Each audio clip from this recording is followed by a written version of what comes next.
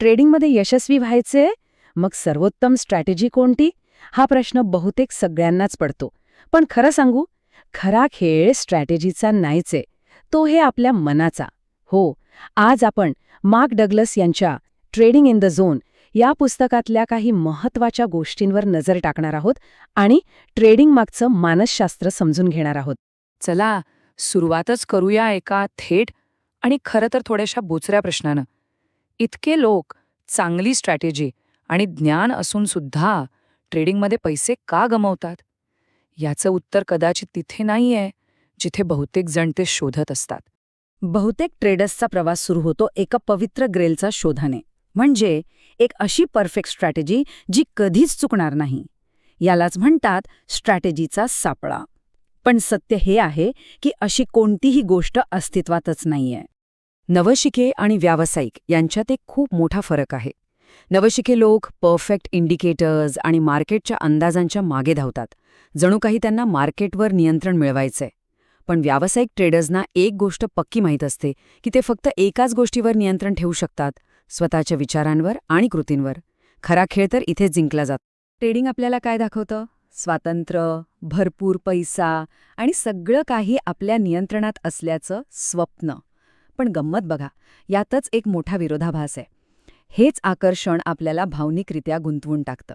आणि मग प्रत्येक ट्रेड हा फक्त एक व्यवहार राहत नाही, तो बनतो आपल्या आत्मसन्मानाचा प्रश्न.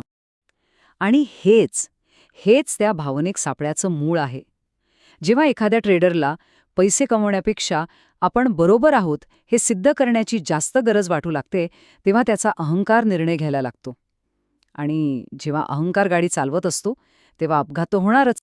आपला अहंकार तर प्रत्येक ट्रेड लक्षात ठेवतो, पण बाजाराचं काय? आता आपण बाजाराचं खरं निर्विकार स्वरूप समजून घेऊया.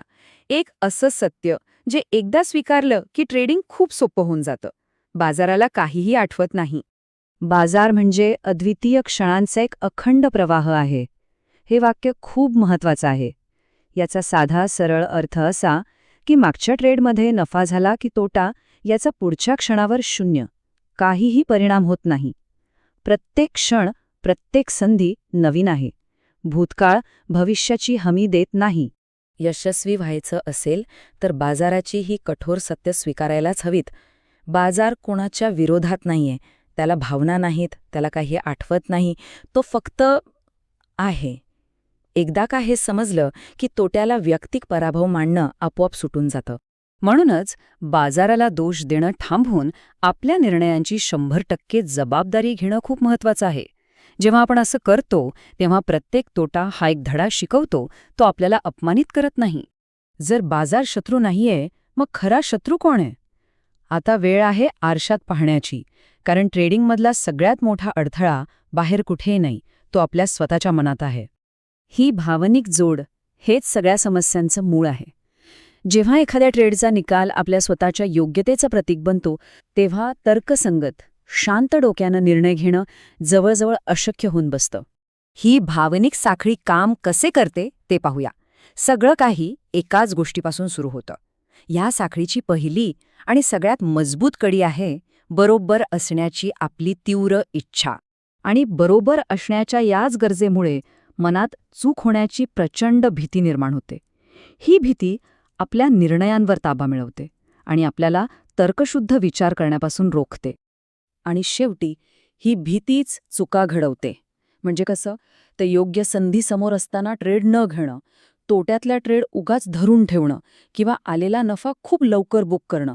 थोडक्यात सांगायचं तर बरोबर असण्याची इच्छा भीती निर्माण करते आणि भीती चुका घडवते. हे वाक्य या संपूर्ण संकल्पनेचं सार आहे. मार्केट जसं आहे तसं दिसत नाही, आपण जसे आहोत तसं दिसतं. याचा अर्थ काय? याचा अर्थ आपल्या मनातल्या भीती, आशा आणि विश्वास हे सगळे एका चष्म्यासारखं काम करतं आणि त्यामुळे बाजाराचं खरं स्वरूप आपल्याला कधीच दिसत नाही. मग ह्या भावनिक चक्रातून बाहेर कसं पडायचं? उपाय आहे मानसिकता बदलण्यात. आता आपण व्यावसायिक ट्रेडर्सचं सगळ्यात मोठं रहस्य पाहणार आहोत, शक्यतांमध्ये विचार करणे. व्यावसायिक ट्रेडर्सना चांगलं माहीत असतं की त्यांच्याकडे कोणतीही जादूची कांडी नाही. त्यांच्याकडे असतो फक्त एक एज. म्हणजे काय? विचार करा, एक असं नाणं आहे ज्यात 60% वेळा हेड येण्याची शक्यता आहे. प्रत्येक टॉसचा निकाल अनिश्चितच असतो, पण 100 टॉस झाल्यावर तुम्ही नक्कीच फायद्यात असाल. हाच तो एज. म्हणूनच कोणत्याही एका ट्रेडच्या निकालाला जास्त महत्त्व देणं व्यर्थ आहे. त्याऐवजी 100 ट्रेड्सच्या मालिकेवर लक्ष केंद्रित करायला हवं.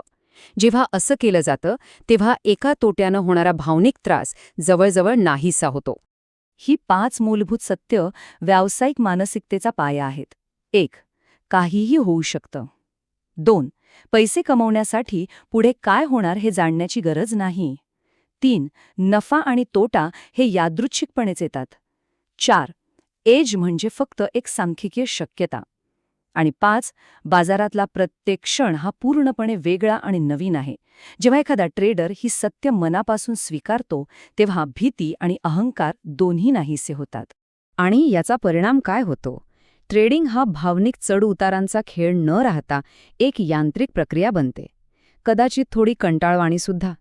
आणि व्यावसायिक ट्रेडर्ससाठी हेच यशाचं खरं लक्षण आहे. शेवटी एक प्रश्न स्वतःला विचारायला हवा. खेळ बाजारासोबत आहे की स्वतःसोबत? कारण खरा संघर्ष बाजाराशी नाहीच आहे, तो आहे आपल्या आतल्या भावना आणि विश्वासांशी.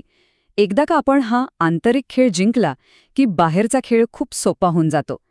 खरी लढाई स्क्रीनवर नाही, ती मनात आहे.